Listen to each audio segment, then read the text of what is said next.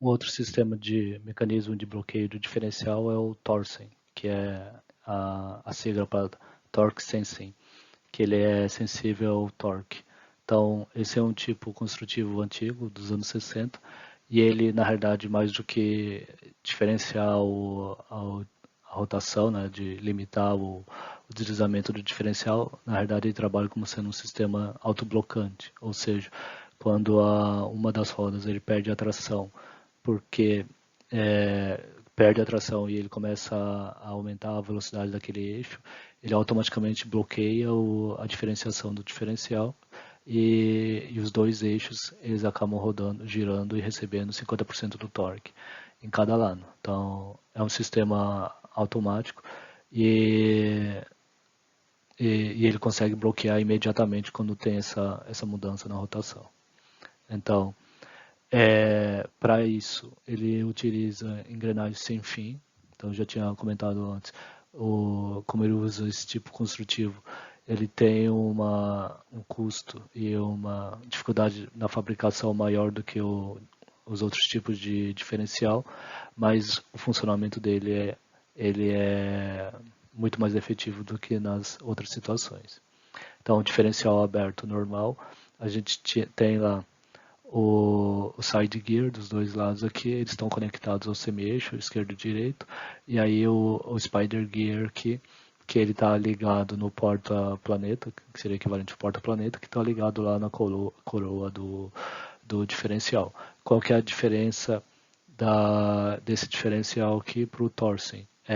Ele vai eliminar esses planetas aqui e substituir eles por um sem fim. Então seria alguma coisa desse tipo aqui. Então aqui onde ficaria o semi-eixo direito, o semi-eixo esquerdo, e aí no lugar daquelas planetárias eu vou ter daqueles satélites, eu vou ter o sem fim. Na verdade o sem fim aqui é o de baixo aqui, e a engrenagem que seria o wheel, aquele worm wheel que a gente definiu antes, seria aqui em cima. E aí esse par aqui do lado esquerdo e direito, eles estão ligados através de uma engrenagem aqui de dente reto para transmitir a rotação relativa aqui entre o lado direito e esquerdo.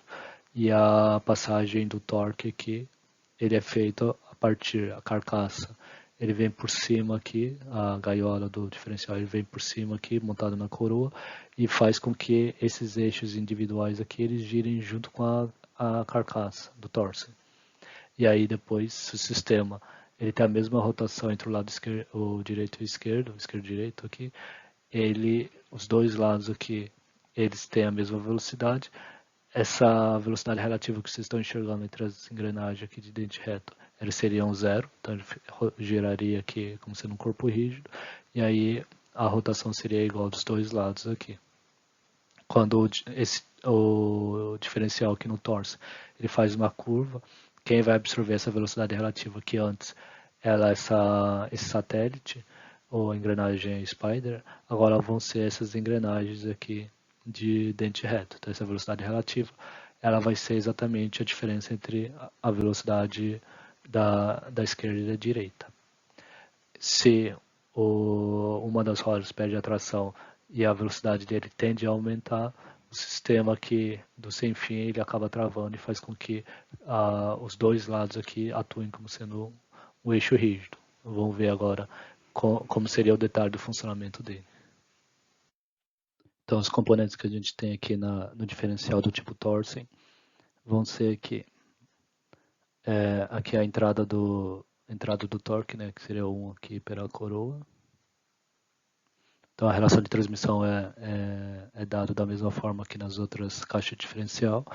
A saída do torque aqui para os dois lados aqui do semi-eixo. Então aqui vocês estão vendo aqui o rolamento de apoio e onde viria aqui o semi-eixo em cada lado aqui na foto. Aqui para cá então seria semi-eixo.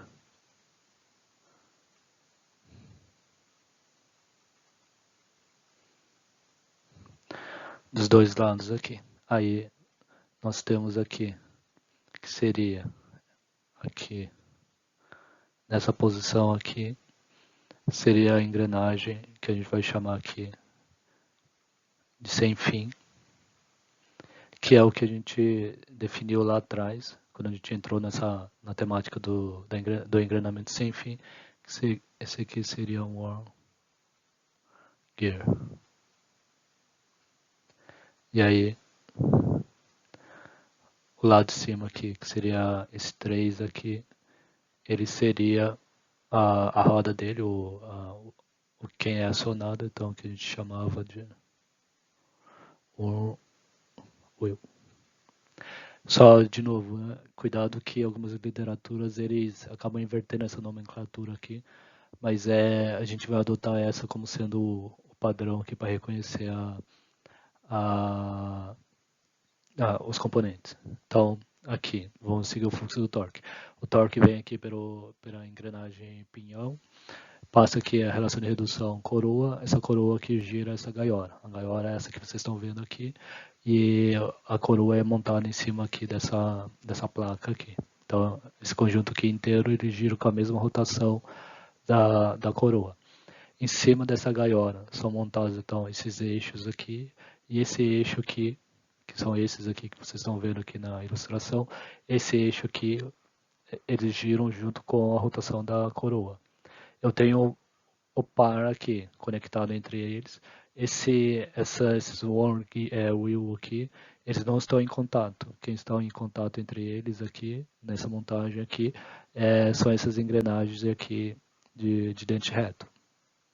Então, e aí eu tenho o lado aqui, vou chamar isso aqui de lado esquerdo e lado direito. Esse lado aqui, que seria então o sem fim, a movida dele, e as duas engrenagens, vou considerar o par aqui, mas seria as duas engrenagens aqui rodando junto com esse eixo, que seria do lado esquerdo. Então, do lado direito a mesma coisa, então tem o sem fim dele, que está ligado lá no semi-eixo da direita, e aí a movida dele, e o par de engrenagens aqui, de dente reto, que está conectado entre o lado direito e esquerdo via esse engrenamento aqui. Essas duas engrenagens aqui, elas não têm contato entre elas, só essas duas aqui externas. Então, quando a gente olhar aqui, vocês estão percebendo que essas engrenagens aqui, elas não têm contato direto entre elas, e quem faz a movimentação aqui, que gera o movimento relativo, são essas duas engrenagens aqui. Claro, essa engrenagem aqui, ela gira junto com a rotação dessa outra aqui. Então, o torque que a gente enxergaria aqui, ele viria pela coroa, passaria pela carcaça, entraria aqui via os dois eixos aqui. Se for um movimento retilíneo, as duas rodas têm a mesma velocidade angular, então os dois semi-eixos têm a mesma velocidade angular, e aí o fluxo de torque passaria para cá e para cá, dividido por 2, o total da entrada dividido por 2. E essa velocidade relativa aqui, essas duas engrenagens aqui, elas teriam uma velocidade relativa que seria igual a zero. Então aqui, aquele delta ômega que a gente definiu como sendo a velocidade relativa lá do satélite, ele seria igual a zero no caso de um movimento retilíneo. Então, o Thorsen ele consegue gerar o mesmo papel lá do diferencial aberto, que se eu entro numa curva e uma das rodas ele precisa girar mais rápido do que a outra, quem vai me garantir que eu vou conseguir gerar essa diferença de rotação no sistema são essas engrenagens aqui que estão ligadas junto com a carcaça aqui, junto com a gaiola aqui do diferencial. Se for, então, o movimento retilíneo, essa velocidade angular é zero, essas duas engrenagens ficam paradas. Se tiver uma diferença de rotação aqui entre o lado esquerdo e direito, tem uma velocidade angular relativa aqui entre os dois aqui, que a subtração aqui de uma em relação à outra dá exatamente essa diferença da velocidade angular.